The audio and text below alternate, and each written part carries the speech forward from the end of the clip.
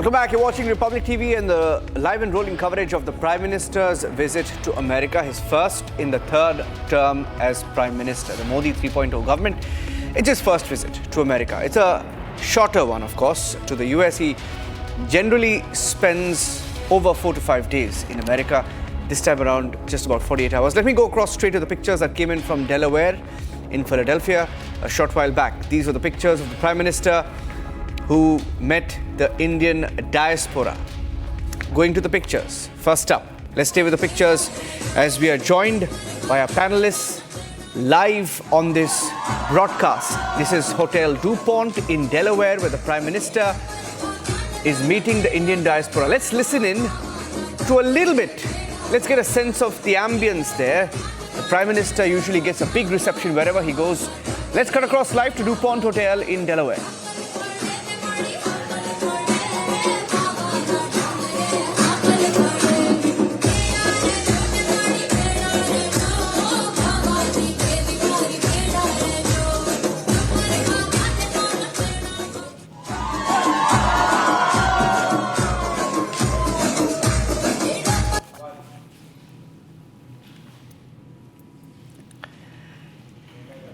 Okay, let's go across to our panelists. While we stay on the pictures of the Prime Minister, we're covering this entire visit live. The Prime Minister, in a short while from now, expected to have a bilateral meeting with US President Joe Biden in his hometown of Wilmington, and introducing Siddharth Yadav. Siddharth Yadav is the national spokesperson of the BJP on our live coverage this evening. Dr. Swasti Rao, Assistant Fellow, Europe and Eurasia Center, Manohar Parrikar Defense Studies and Analysis. Dr. Tara Karta, who's the former Director, National Security Council and a foreign policy expert, joining us on the broadcast. Professor Madhav Nalapat, Vice Chairman, Manipal Advanced Research Group, also on the broadcast with us. Anang Mittal, a communication strategist, will be live from the US with us on the broadcast today, along with Purnima Nath, who's a geopolitical analyst based in the US. Sampath Shivangi, Dr. Sampath Shivangi is a Republican National Party delegate. He hasn't joined us yet, but will be joining us live from the US, along with Shujal Parekh, who's the past president, trustee FIA, live from New York. And my colleague Abhishek Kapoor is also live on the broadcast with us. I'll bring him in as well. But I'd like to start off, while we stay on these pictures with Professor Madhav Nalapat. Professor Madhav Nalapat, I remember in a similar time when the Prime Minister was in the US, I think it was 2019, if memory serves me right, when, I don't know whether they call it famous or infamous, but he said, "Ab ki baar Trump Sarkar." That was just before the elections back then, right? And we saw the kind of welcome that he got back then, Professor Nalapat, in Texas. I think it was Dallas, Texas, where the Howdy Modi event was held. Very interesting time to be in the US. I don't want to get into what will happen in Quad, what they will discuss in the bilateral meeting, but just the optics of this particular visit. Yes, he will be meeting Joe Biden. That's a bilateral meeting. He will be meeting him again at the Quad summit. He will be meeting Donald Trump. Even before the Prime Minister's office said it, Donald Trump announced it, saying that Modi told me that he's going to be meeting me. He's excited about meeting me. I'm his friend. And you know, the optics around this visit is I find it very interesting. Professor Nalapat. Look, the fact is, it doesn't matter which party is in power in the United States. It doesn't matter at all, for simple reason that India and the United States have to work together as essential partners for a very core need, which is the security of the Indo-Pacific. To keep the Indo-Pacific open and inclusive, and to prevent any predatory power from grabbing control of key waterways in the Indo-Pacific in the way that is being attempted by one particular predatory power, which is a neighbor of India, which I need not name. Everybody in the Republic will know that. So the fact of the matter is, this is a very important visit, and I'm very glad that President Biden has recognized the importance of the Quad. Quite frankly, there was this idea of AUKUS, A-U-K-U-S. I mean, frankly, this is Asia, for God's sake. We don't need anybody from Europe looking after our security. We have had enough of them in the 18th, 19th century. and for the first half of the 20th century. We want the United States as a partner. We certainly want some European allies as partners. France, Germany, Britain, Italy, all very welcome. And they're all good friends of India. But how do you replace Quad with AUKUS? How do you bring Europe into Asia without relying on Japan, on India, on countries like that? The one construct that does that is the Quad. So I'm glad President Biden has recognized that, and he has understood that the Quad is an essential component of a free and open Indo-Pacific, and may I add, an essential component of keeping the world safe for democracy. In this process, I want to say, Prime Minister Modi has led from the front, right from 2014 onwards. He shrugged off all those previous issues that he had before he was Prime Minister. He went there and he got a warm welcome. He got a warm welcome with Obama, got a warm welcome with Trump, and he's going to get a warm welcome with Joe Biden. Why? Because I think the Department of Defense definitely, and possibly a few people in the White House as well, they are now beginning to understand that a Eurocentric policy does not work in the 21st century. For heaven's sake, this is the age of Asia, the rise of Asia, and it's not anymore the European century. It's the Asian century in which India will lead, quite frankly. So from all points of view, it's a very important visit. I'm glad Biden has organized this meeting. I'm glad PM is going, and I think it's a very good augury for the future that this meeting is taking place, that the summit is taking place, and the PM has a packed schedule there, including in the United Nations, and of course with the Indian diaspora who love him and whom he loves, and he understands the value of the diaspora all across the world. Indian diaspora is the, if I may say so, the highest quality diaspora in terms of success, taxation, law and order, etc. And I'm delighted that there's going to be a diaspora event as well. Reminds me of 2014 in New York, when I was in New York, when the Prime Minister was there, and there was a diaspora, huge diaspora connect. Thank you so much. Yeah. Thank you for your opening statement there, Professor Nalapat. I'd like to get a US perspective. Eminent Indian-American physician, Dr. Sampath Shivangi, he's also a Republican delegate. He's been an official delegate to the Republican National Convention. How are you looking at it, this particular visit, Dr. Shivangi, of the Prime Minister of India to the US? Yeah, first of all, thank you for the invite. I think it's a great occasion because President Biden is leaving in the next 3 months. He'll be out of the office. By January 20th, new president is going to come in. I don't know what role he can play in next 3 or 4 months because we don't know who President Trump is going to be in or Ms. Kamala Harris is going to be in. We were not sure. So he is a stopgap president right now, President Biden. I don't know what power he can use and change the power structure in the world or in the USA or in India-US relations. In the morning, first thing I saw was White House has arranged a meeting between Pannu and some other Indian diaspora in the US. That's a very tricky, very sensitive question right now. But Biden has taken over and White House invited community leaders and discussed about it. But I think this is the second part. Most important part is Prime Minister Modi's visit to USA.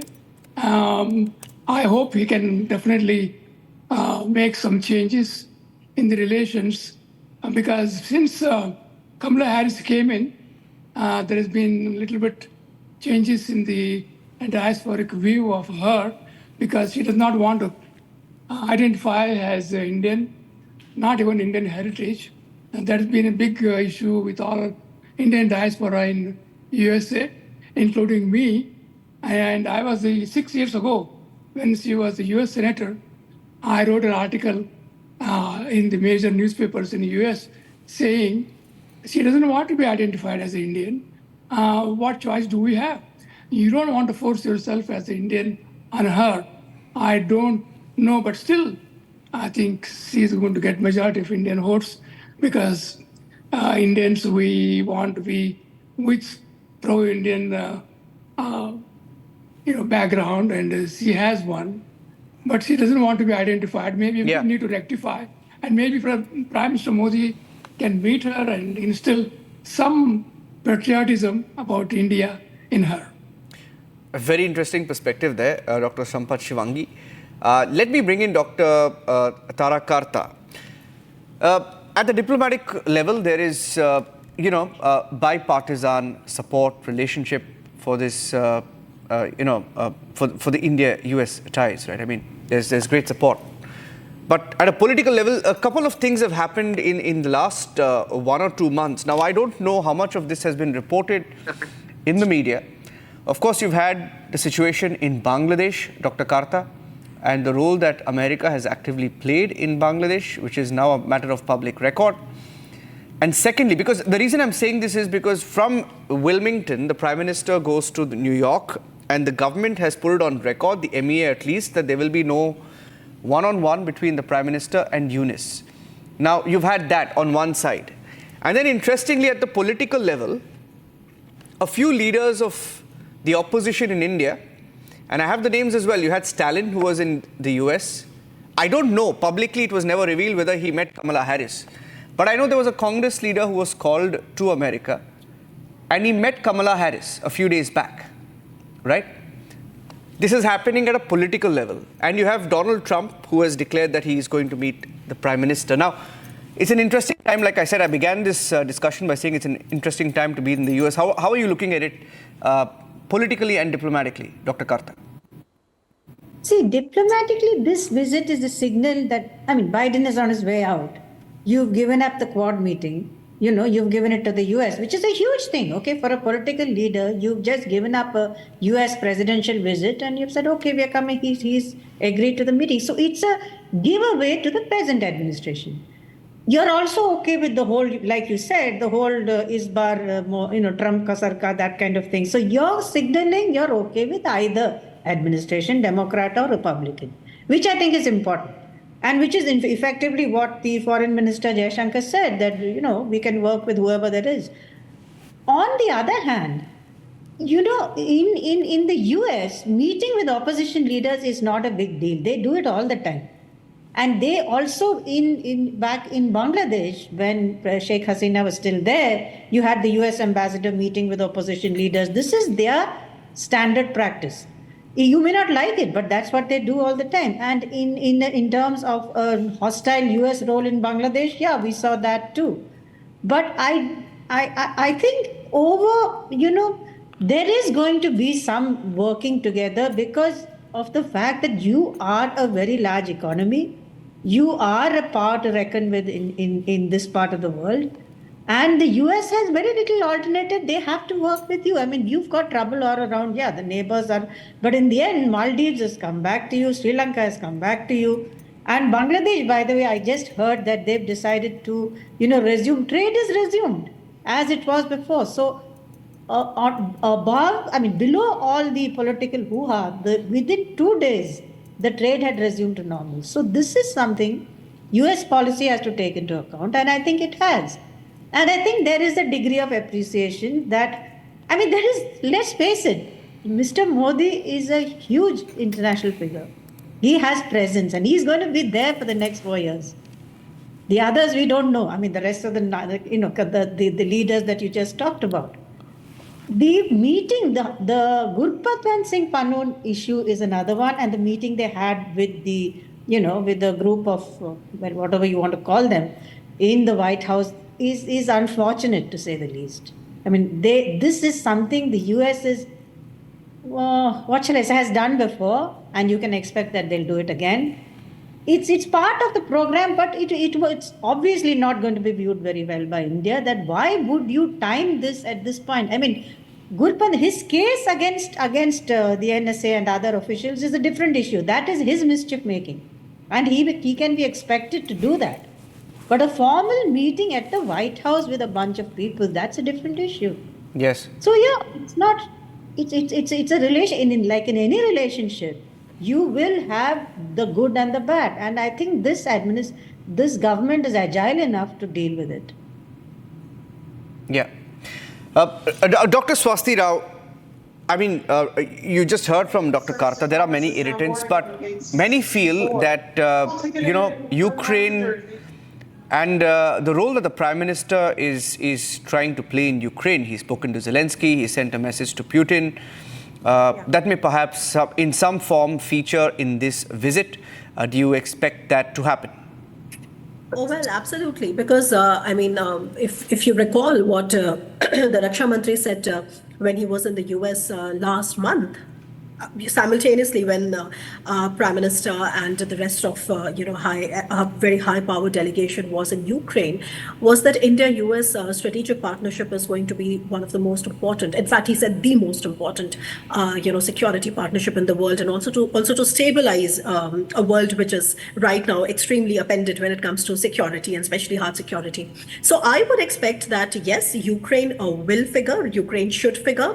What I see, the change that I see in the West's attitude is that from the beginning of the conflict, when in 2022, you did get a kind of a condescending attitude from the West, the US including, about this entire thing of democracy versus authoritarian regimes. But in the last 2-3 years of the conflict, and also the kind of a sustained role that India has played into it with a lot of hard work, about implementing India's neutrality as not really a passive construct, but as an analytical, something which is very resilient, something which is committed to humanitarian action and also mediation. I think now there is a comfort zone when it comes in the West to understand and accommodate that India does have a special relationship with Russia. It will change, it will not change. That's a separate matter. I don't think we're discussing that right now. Of course, I'm of the view that it will change because the implications of the aftermath of the Ukraine war are immense, and we are seeing that India is diversifying away in a much more accelerated manner from Russia, and now the relationship is more to do with energy security, etc. So that's I do see that there's better accommodation and understanding of the fact that India does have a special relationship with Russia. On the other hand, I think the Prime Minister has also left no stone unturned to actually tell the world that India is really committed to neutrality, which is very active and not a passive one. The case in point being Prime Minister's visit to Ukraine, the joint statement, the bilateral relationship, etc. So I personally think that this is a very valid conversation. When the Prime Minister came back from Ukraine, there were also this discussion on whether or not India is going to be hosting a peace summit. I mean, I'm not sure whether India is going to be hosting a peace summit, because that by implication would mean that India would also have to sign on the joint communique, which India has not signed on. So there are certain technical issues out there. But when it comes to solidifying its position as a credible actor between Russia and the West, I think India has only worked tirelessly, and the impact is for everybody to see. That's one part. The other part is, I think that in the US, I think there is also, one must remember that it is absolutely in US interest today to have a empowered India in the Indo-Pacific, and that is why when you look at it from this prism, you understand why more than 50% of India's defense exports today are going to the US, as per the report published by the Ministry of Defense a couple of weeks ago. Back to you. Thank you for that. The Prime Minister has just tweeted. I'm reading from a series of tweets that the Prime Minister has just put out with some pictures.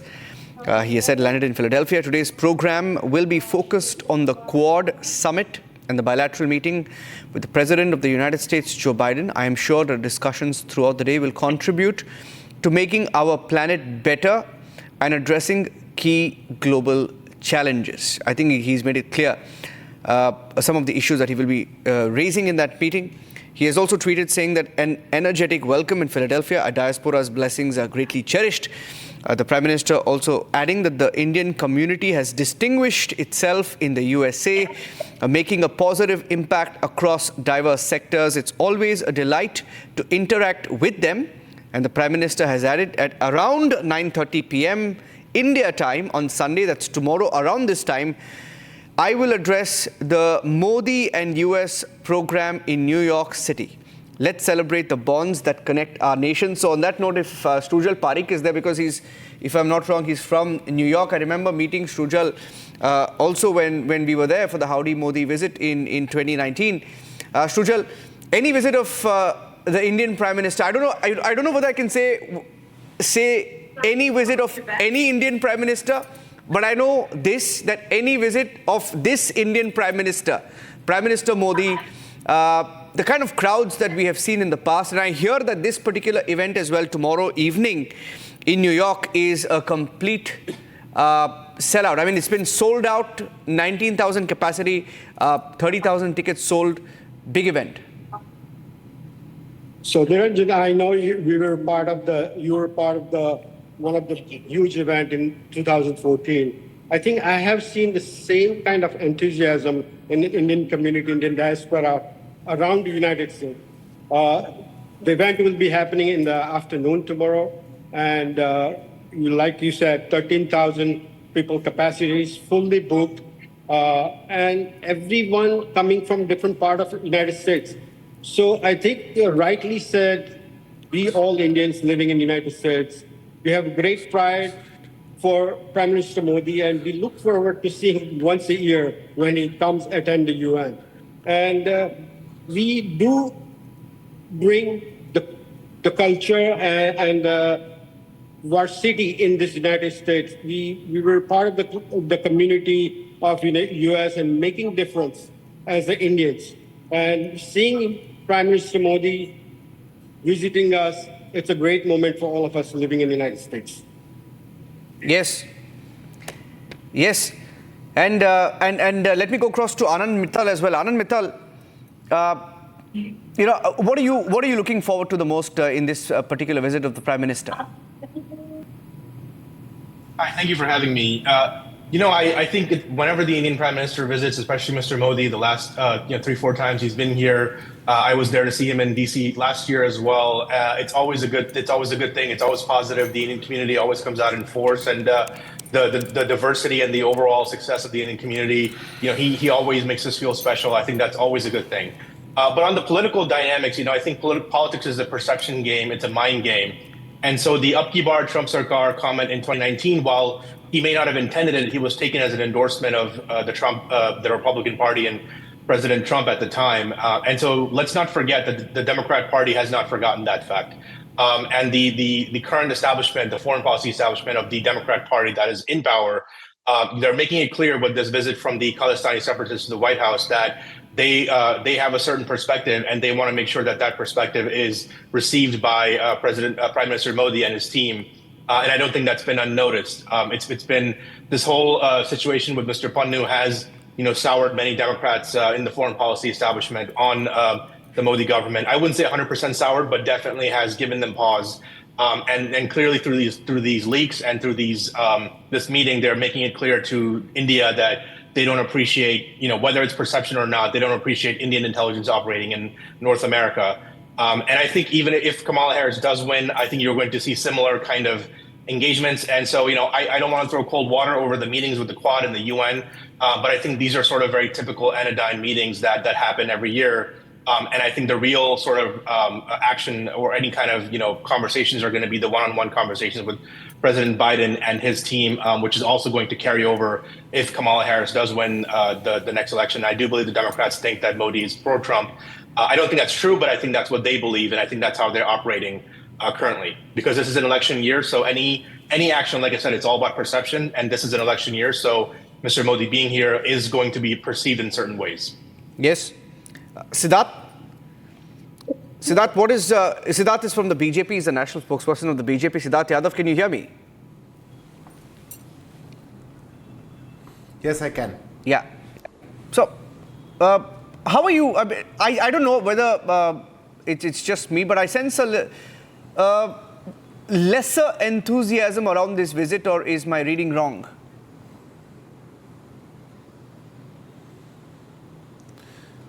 Good evening to all your fellow panelists and all your viewers. No, I think there's no lesser excitement about this visit. I think every time the excitement is same when Prime Minister is visiting any foreign soil, because we see the excitement of the Indian diaspora in that country, and specifically when it's the US, which has a lot of strategic meanings attached to it. The Indian community definitely, be it here in India or abroad, is always very excited because of the outcomes and the gains that we have seen over the past 10 years from Prime Minister's visits on foreign soils, the kind of repute that we have gained all over the world, and the kind of relationships that have been built by the Indian government with foreign leaders, and specifically by Prime Minister Modi, I think have been a lot more grateful for we as a country. So I think this visit is going to be one of the same, but I wish to make two small points. What has to be understood is we have emerged as a country, and specifically Prime Minister Modi has emerged as a leader which has broken all stereotypes about how the world functions. While the entire West is worried about the Russia-Ukraine war, the world's divided, the people are divided, the governments are divided. We as a country, we have our leader, the supreme leader, going to Russia, then going to Ukraine, and now going to US. India has now shown that we stand as a global leader, not just of the global south, but we are also, we can come into the shoes of the Vishwa Bandhu, of getting the world, come together, solve larger issues, talk on issues which concern humanity, and take that, higher moral ground of showing the world the right path to proceed on. And I think that kind of repute has been brought in by our Prime Minister Narendra Modi ji over the years, the kind of foreign policy that we had, the kind of relationships that we have built. And that is why the Indian diaspora is also now gaining a lot of respect over. We have just 3% Indians in Australia, but we are considered a very strong diaspora. The same is the case with US. The same is the case with a lot of other countries. And that is why we have also seen various global leaders who have come out and said Modi is the boss, who have come out and appreciated the culture, the Indian culture, who have come out and appreciated the growing strengths of India. I think this is unprecedented, and it's a long way for us to go. It's the right path for us to go. We are getting into the the right track of gaining global attention, and also becoming a global problem solver for the world. And all credit to Prime Minister Modi. I think this visit is also going to be one of those historic visits when India is going to show its strength to the world and stand very strongly in the United States to affirm the positions of the righteousness that has to do around in the world. Yeah. Purnima Nath, for several years now, there has been a conversation around a trade pact between India and the US. Some believe that they were close to it during the Trump regime. Did not happen. Didn't happen, hasn't happened now, but with elections around the corner, unlikely to happen anytime soon. What's your take on it? Do you see US changing its stand on this issue anytime soon?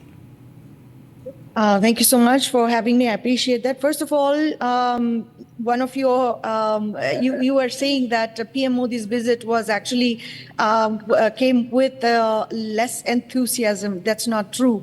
What we have seen in the past a few weeks, we have seen opposition leader coming to United States and with a begging bowl, with a katora, khali katora, and asking for United States help and defaming the country, defaming Hindus, defaming Indian population. PM Modi's focus has never been like that. He actually embraced the Indian diaspora in Western society.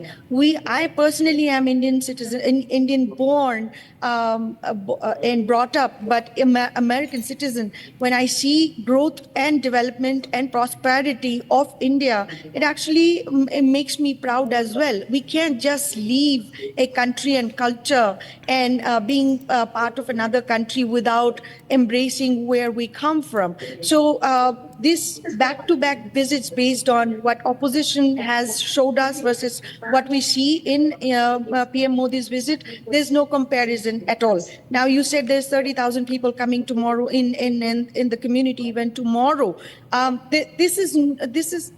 Something like this doesn't just happen. And this is only happening for PM Modi. And this is a phenomenon that I have noticed once I've come into the political arena. Now, from a trade perspective, we have seen Trump's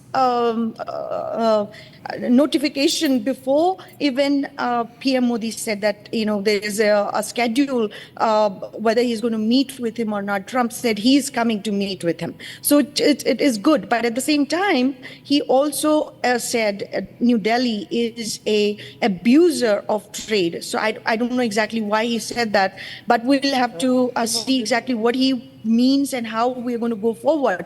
But India, in the past decades, we have seen the trade that has happened between India and US has consistently it was growing, and I believe it was 118 billion in the last year. So I don't see the relationship going down regardless who comes to the power, whether Kamala comes in or whether Trump comes in. But at the same time, the idea that PM Modi has a better relationship with President Trump is unmistakable at this point of time. When President Trump declared that PM Modi is coming to meet with him, there's no communication, no information given to us whether PM Modi is actually going to meet with Kamala Harris at all, or whether any particular officials from Joe Biden's administration. So this is very concerning.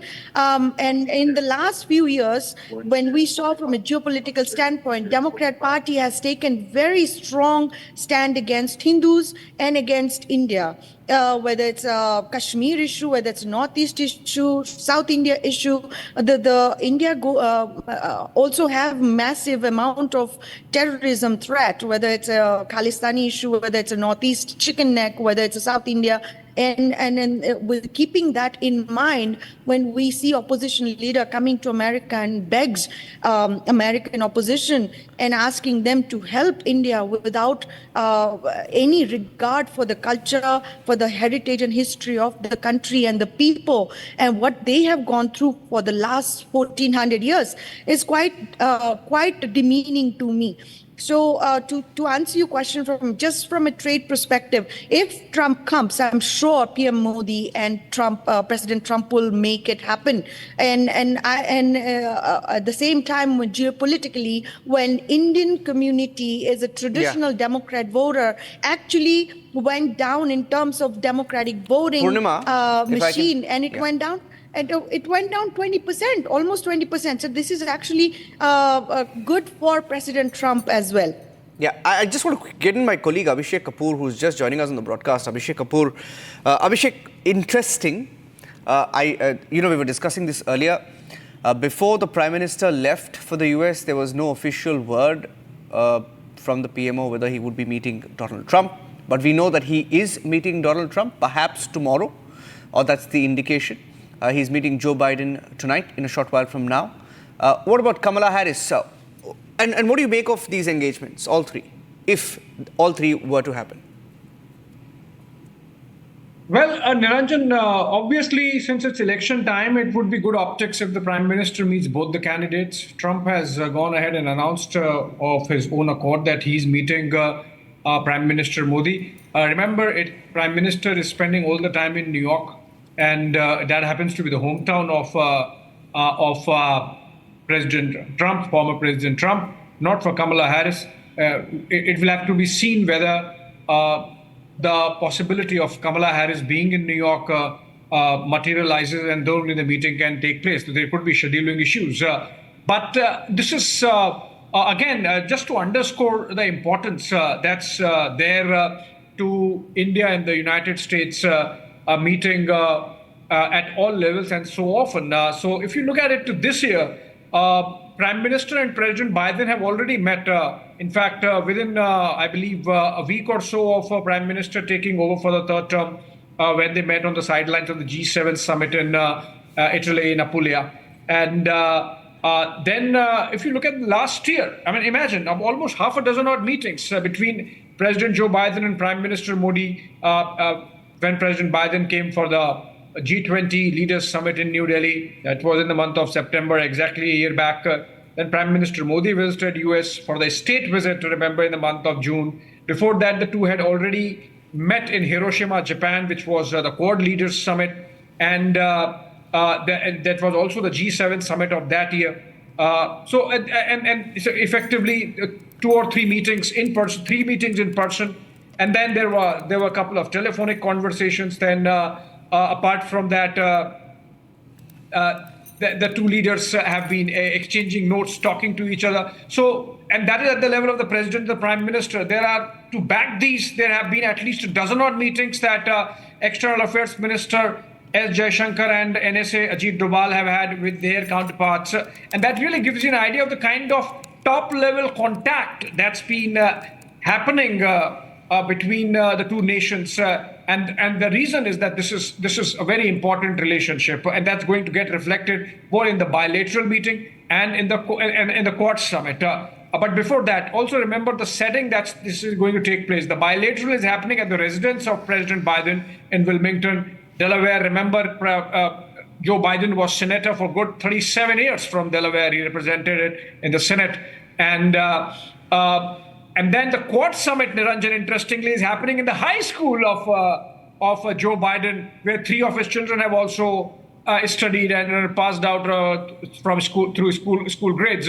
So the personal touch is being attempted. Biden administration is underscoring that with all these 3 leaders, including Prime Minister Modi, the president enjoys a fantastic personal chemistry and equation, and that's why he's taking them to his hometown and to his school, in fact, from where he did his high school and learned football and some spirituality also, he claims, with a priest there as the head of the school. So I think it's going to be a very important visit, even if it's for the 90 hours that the Prime Minister is going to be there, first in Delaware, today for 12 hours. Tonight itself he flies down back to New York, and in New York he's going to hold the Diaspora event and the Future Summit, that's on Monday, and in between about 20 odd or possibly more those global CEOs, specific focus on cutting-edge future technologies like the semiconductors, artificial intelligence, and quantum computing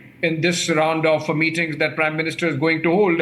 Also, coming back to what's going to happen today, Niranjan, this is a farewell meeting that Prime Minister Modi is having with President Biden.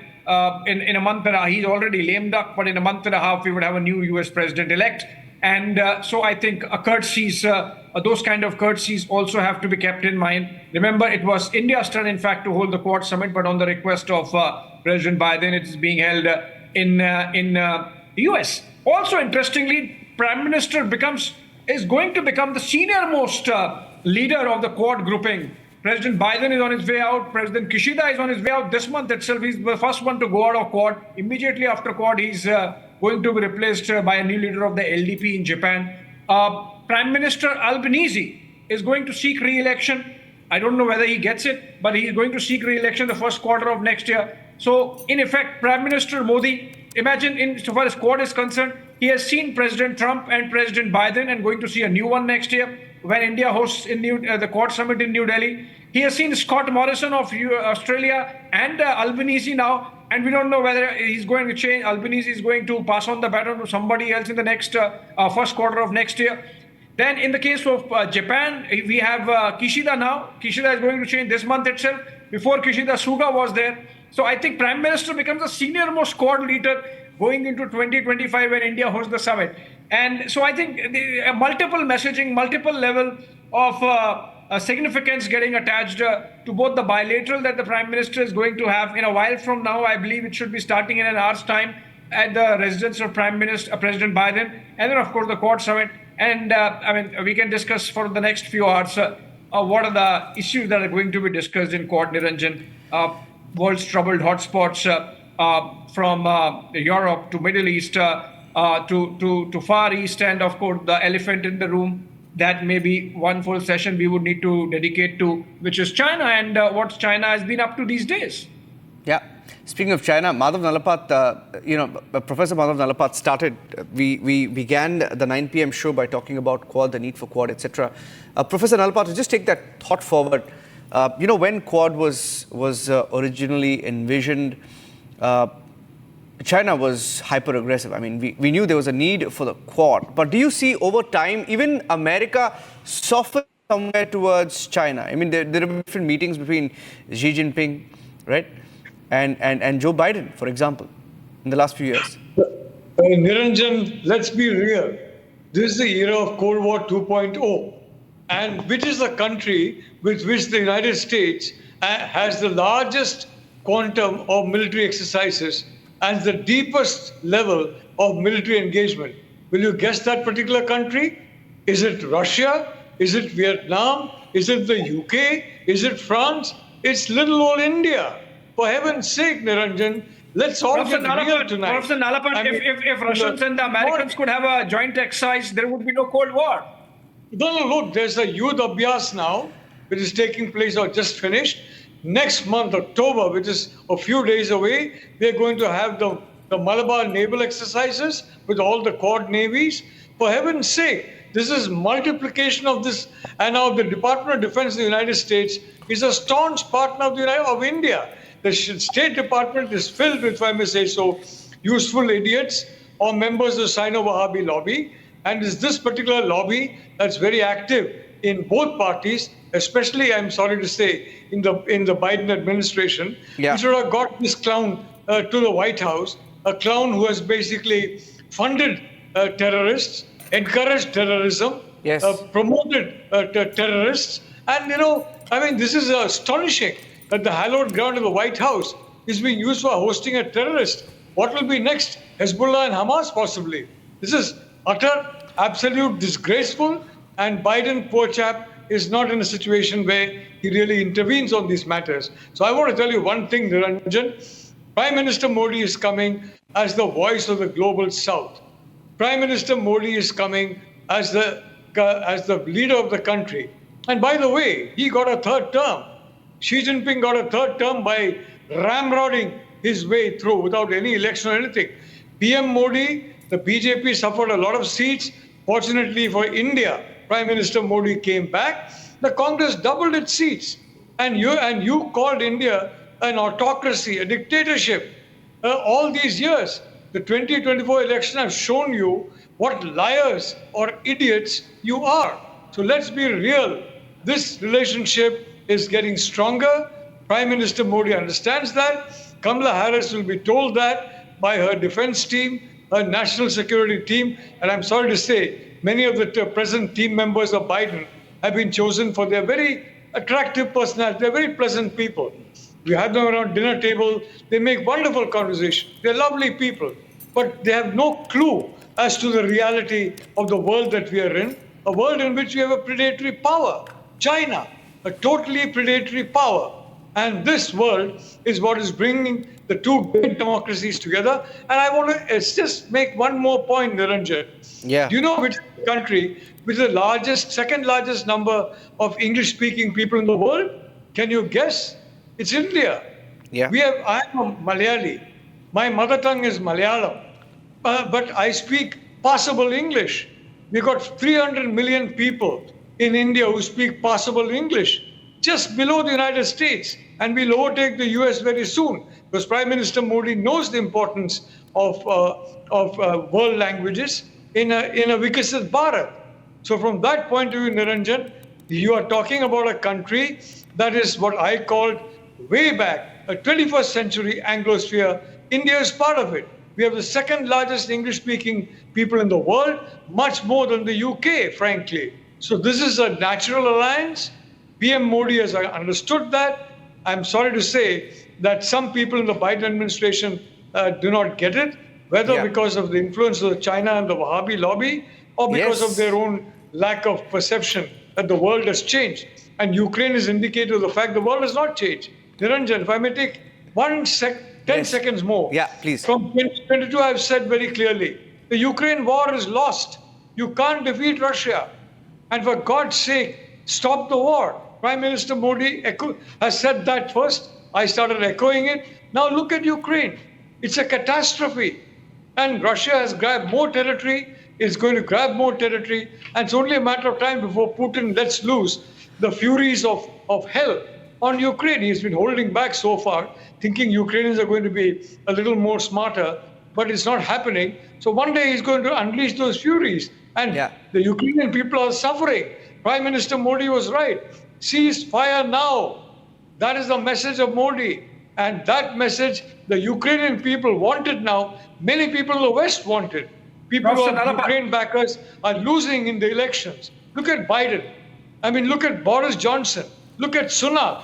And look at this guy Starmer. He's become a Ukraine fanatic. God help him in the next election. So I want to tell you, PM has been proved right by history, by circumstances. This is the time of a strong India-US partnership, and no force on earth can stop that partnership, especially when we have Prime Minister Modi for a third term and possibly a fourth term. Thank you very much, Niranjan. Good night. Thank you for that, Professor Nanapath. Finally, I mean, we're talking. I mean, this is exactly what I was trying to ask you. I think he's left. Niranjan. Yeah, Abhishek, over to you. Abhishek. I saw Dr. Tara Karta smiling when Professor Nanapath was speaking. I want to come to Tara Karta actually. Yes, Niranjan, Abhishek, yeah. I actually want to go with Ms. Karta actually, because, Professor Nalapat was mentioning about Prime Minister saying that ceasefire now, you can't have war and this is not an era of war. But Madam Karta, Narendra Modi happens to be the only leader in Quad who has spoken to both Zelensky and President Putin. In fact, not just the Quad, but the entire United Nations would be willing to listen to Prime Minister, because he knows both the sides. He has spoken to both the sides. He has exchanged notes. He has met the leaders in person. I believe no other leader of that stature has done that. Nobody from the West. And, either Xi Jinping is a complete Russia backer, or you have the entire West wanting effectively to escalate and not pull back. In fact, there have been a couple of instances of dialogues are succeeding, and we have it that the West sabotaged it between Ukraine and Russia. You think Prime Minister is going to make a very important point this time when he's meeting all these leaders from all over the world in New York and in Delaware tonight? I think we are very much in a mediation exercise. I think that has been going on for some time. It is evident in the series of telephone calls also, which has been between the Prime Minister and President Biden, between him and President Putin, and between when his visit, the visits that we've all talked of, and prior to that, also we and some other countries were in touch with Russia on the issue of tactical nuclear weapons. So this has been going on for some time. And I think you're absolutely right. We are the one country whom I think people trust. You're okay with Ukraine. We have a good relationship with Russia, which was not as good as it once was, but it's still a strong relationship. And most importantly, we are not a country which goes to war. We have a history of remaining within our borders. If you're attacked, you will give a very tough reply. When we've gone to the help of others, we've gone in and come out again within no time. We are not a hegemonic power. So you have a certain standing within the global south. So all that, and most importantly, you have an economy which is solid. So with all these points on your side, you have a certain, and of course, the sheer personality that is Mr. Modi. His personality is amazing. I mean, he's got this ability to draw people to him. He's got this ability to get, he has an amazing presence. So put all that together and you have someone who can talk these people into at least starting. Right now, we're not talking about a peace plan as in, 10.5, 6 points. You're talking about getting them to talk. And why? Also because it is hurting us. This war is hurting the whole global south. The inflation, the cost of fertilizer, the cost of fuel, everything is hurting us a lot. All of us want this war to stop.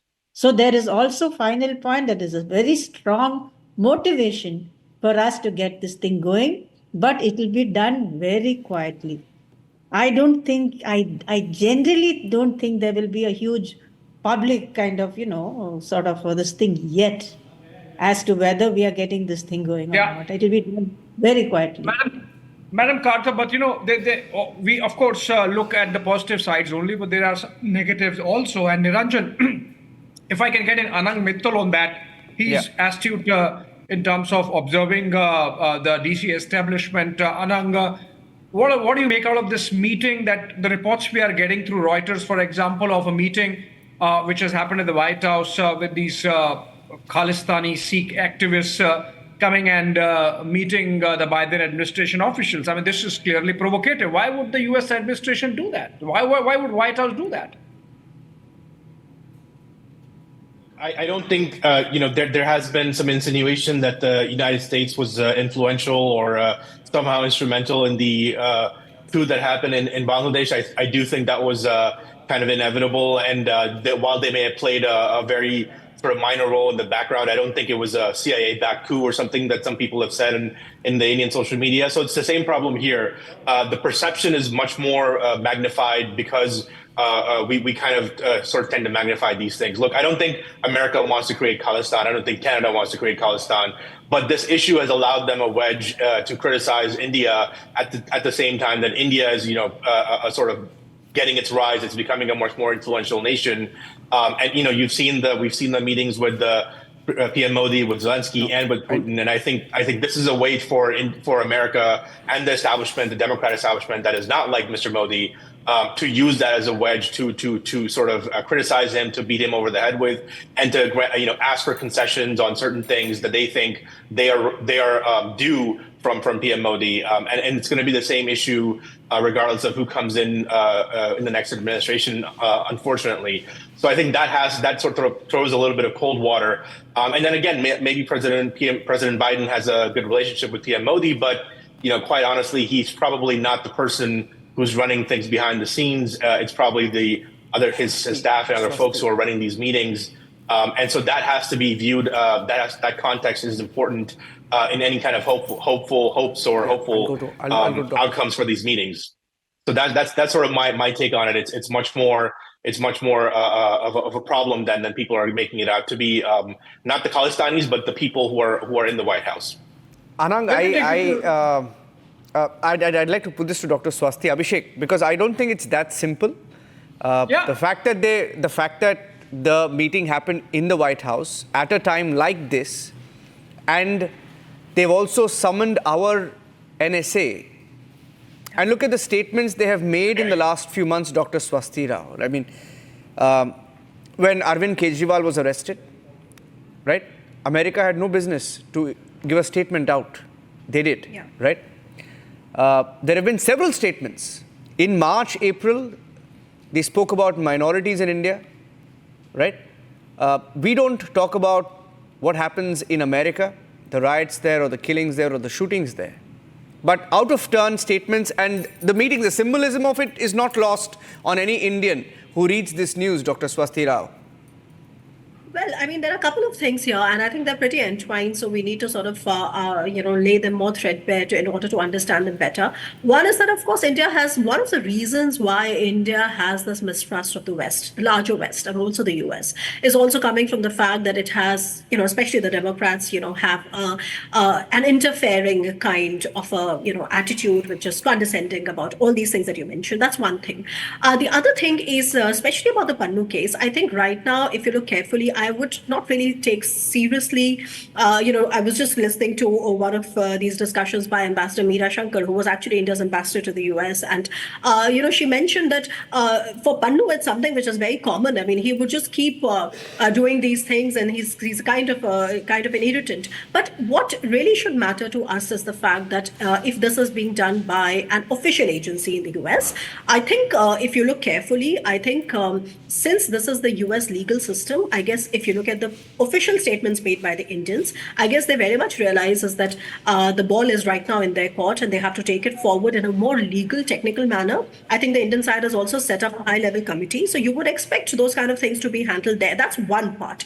The other part is that I was speaking about, these statements and all this tone and tenor that obviously gets Indian pretty cheesed off with the US. And I think there's something important needs to be mentioned, which is that, it is quite understandable in one way that when you are trying to build a strategic relationship with a country which is very young, you also have to understand that they also function in a particular way. As long as those kind of things do not reflect in policy statements, and if you carefully see how the India-US relationship has been developing right from the time when we signed the 2005 nuclear deal, and then the rest is history, especially the last 10 years, you also get a maturity that, you have to find perhaps a different kind of a strategic communication to understand what is to be given importance and what is not. Because let's not forget, because for Democrats, you are dealing with a democracy, and which is a different democracy from yours. It may not be a perfect democracy, but it is different.